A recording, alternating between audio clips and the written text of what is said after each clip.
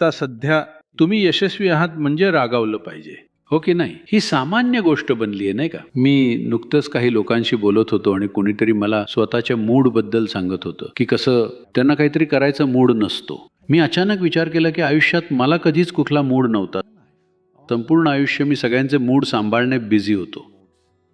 Mood असण्यासाठी मला वेळच मिळाला नाही.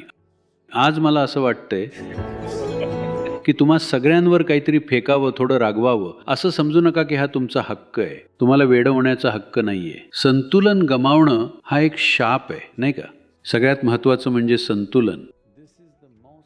ही सर्वात मूलभूत गोष्ट आहे ज्याबाबत आधुनिक समाजाने गंभीर चूक केली आहे की आपण प्रत्येक माणसाच्या संतुलनावर लक्ष केंद्रित केलं नाहीये.